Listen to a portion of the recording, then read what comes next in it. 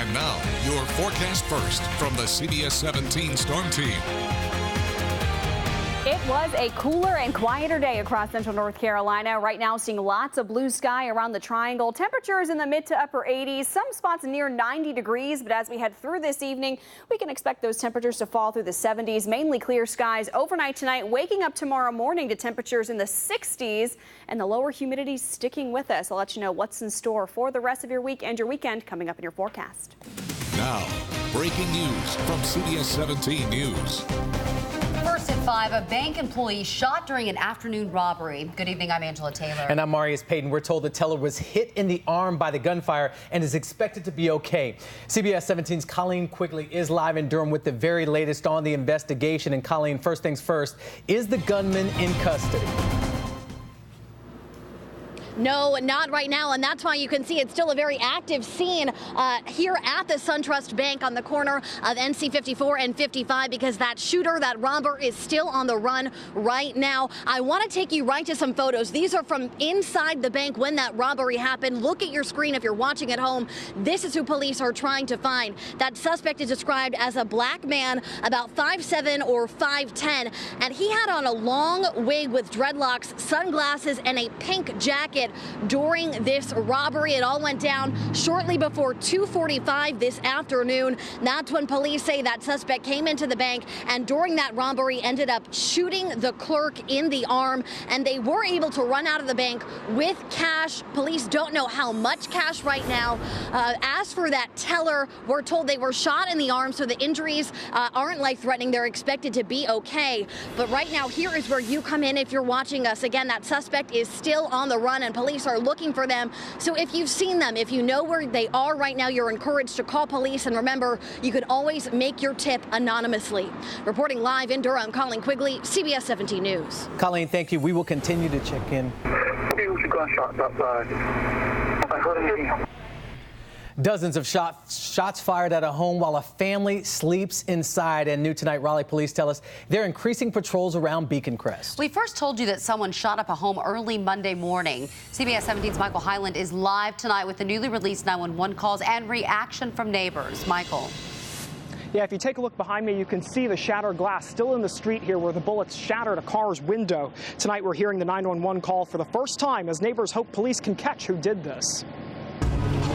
Broken glass and holes in the house. This is the first that I've heard about anything in this neighborhood happening, actually. Jeffrey Campbell lives near this home on Beacon Crest Way in northeast Raleigh. Early Monday, police say someone drove by here shooting at the home. I have a newborn, it's just barely 6 months old, so it makes me a little nervous. The man who lives in the home says he doesn't know why this happened. He says 5 kids were inside, including his cousin's baby. That's really bad because some little kid could have gotten shot or something like that. Fortunately, nobody got hurt. On Wednesday, police released the 911 call a neighbor made just before 4 in the morning after hearing gunshots. And how many did you hear? It was 7, 8. There was a bunch of them this time. Other neighbors told us they heard shots Sunday night as well. Police records indicate another home nearby got shot up in April. I have installed some cameras, if you're familiar with the Ring system, stuff like that, to get the notifications for stuff like this that happens in neighborhoods close by, but never in my neighborhood. This happened as the city's police chief has launched a new strategy aimed at reducing gun violence. Neighbors say they're checking in with each other and staying hopeful that police will find whoever did this soon. Police have not announced any arrests or identified any suspects in this case.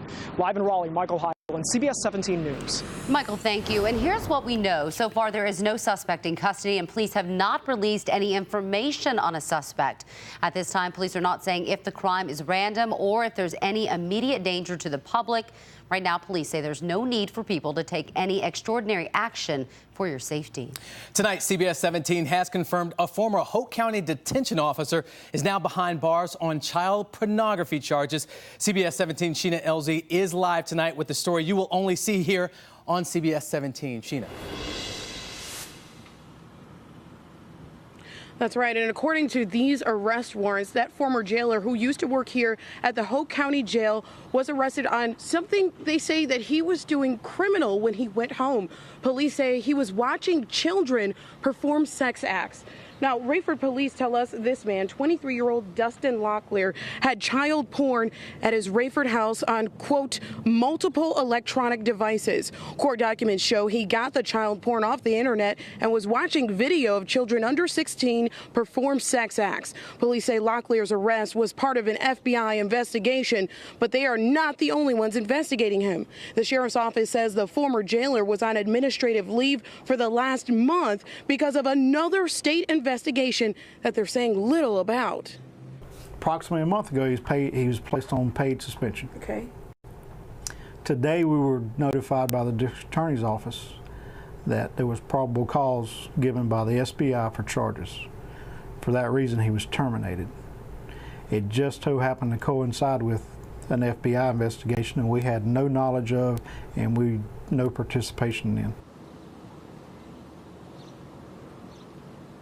So there were two separate investigations, one for child porn, the other we're still trying to find out what happened and the details in that. But we do know he does not work at the jail anymore. Now, it's unclear whether he's being held here at this jail where he used to work or at another jail. But we do know, according to those court documents, he saw a judge today who gave him a $200,000 bond.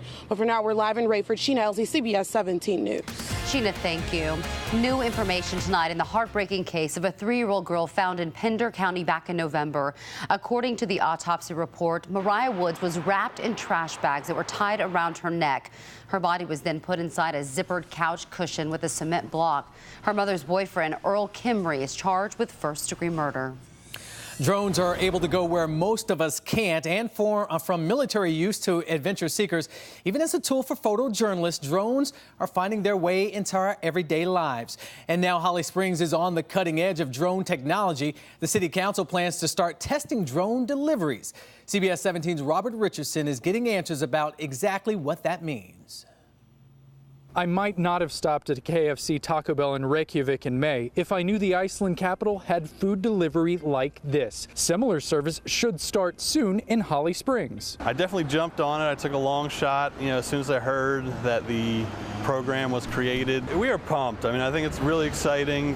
What we're talking about is really expanding municipal services. The FAA selected the North Carolina Department of Transportation's Aviation Division and 9 other communities and agencies to help them study drone use. DOT will test delivery of medical supplies, and Holly Springs became a partner for consumer delivery. By using food and medical supplies, we're testing the same types of operations. You have to keep things level and secure at a certain temperature. They have to get there within a certain amount of time. A popular pizza chain is currently advertising deliveries to parks by car, but as seen here, the Icelandic company Holly Springs is working with delivers to parks by drone. Flytrex aircraft can carry 6 pounds. That's 2 or 3 pizzas or a half dozen sandwiches from a chain boasting freaky fast delivery. Every drone in the air is going to be one less car on the street once we start delivering goods. So it won't improve the capacity of the roads, but it'll decrease demand for the roads. A perk for Holly Springs and researchers. We're trying to find different applications that can test how well they work, what needs to be changed in the future, what rules do we need to have. It's still a proposal at this point, but the drone company will make a presentation at the next council meeting on August 7th. In Holly Springs, Robert Richardson, CBS 17 News. That is so cool. Robert, thank you. Cell phones inside jail and prison cells is a huge problem for North Carolina corrections officers. And now a Nash County Detention Center officer is accused of giving phones to inmates. CBS 17's David Hurst is getting answers in his Crime Alert. Untold inmates have used smartphones in order to do things like scam the public, arrange murders, and set up escapes. More than 50 North Carolina prison employees have been charged with bringing in contraband in the past 5 years.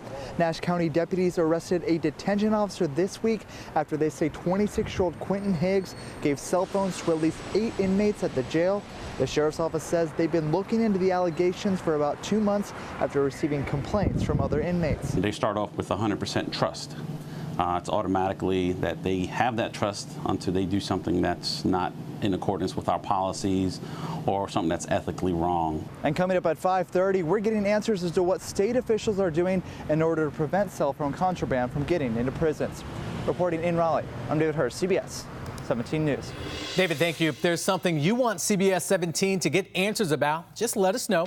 You can call the newsroom at 919-835-NEWS or send us an email to newstips@cbs17.com. New at 5, the State Department of Motor Vehicles reversed its decision about a Greenville woman's custom license plate. That woman says the state denied her request for that plate, saying it was in poor taste and inappropriate.